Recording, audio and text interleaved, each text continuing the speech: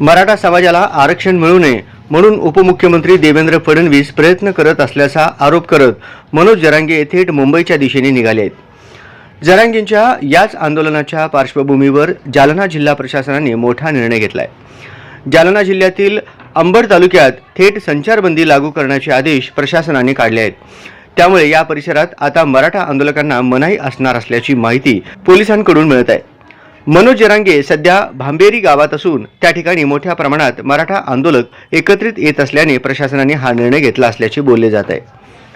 जालना जिल्हाधिकारी यांनी काढलेल्या आदेशात म्हटले आहे की सगळे सोयरे अधिसूचनेचे कायद्यात रूपांतर करून सगळे सोयरे कायद्याची तात्काळ अंमलबजावणी करण्यासाठी मनोज जरांगे पाटील हे दिनांक 10 फेब्रुवारीपासून अंतरवली सराठी येथे उपोषणास बसले आहेत।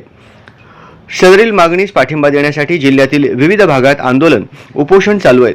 सगळे सोयरे अधिसूचनेचे कायद्यात रूपांतर करून सगळे सोयरे कायद्याची तात्काळ अंमलबजावणी करण्यासाठी 24 फेब्रुवारीला संपूर्ण जालना जिल्ह्यामध्ये 60 ते 65 ठिकाणी रस्ता रोको आंदोलन करण्यात आले आहे।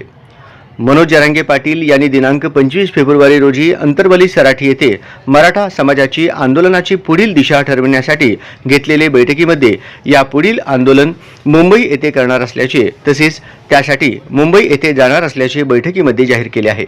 मनोज जरांगे पाटील यांचे आंदोलनास पाठिंबा देण्यासाठी तसेच जरांगे पाटील यांनी मुंबईला जाऊ नये याकरिता आग्रही असल्याने अंतरवली सराठी येथे मोठ्या प्रमाणात गर्दी जमण्याची शक्यता असून त्यामुळे धुळे सोलापूर राष्ट्रीय महामार्ग व तालुक्यातील इतर मार्गावर मोठ्या प्रमाणावर गर्दी जमून दळणवळण विस्कळीत होण्याची सर्वसामान्य जनतेचे जनजीवन विस्कळीत होण्याची गर्दीमुळे सार्वजनिक शांतता बिघडून कायदा व सुव्यवस्थेचा प्रश्न निर्माण होण्याची शक्यता आहे।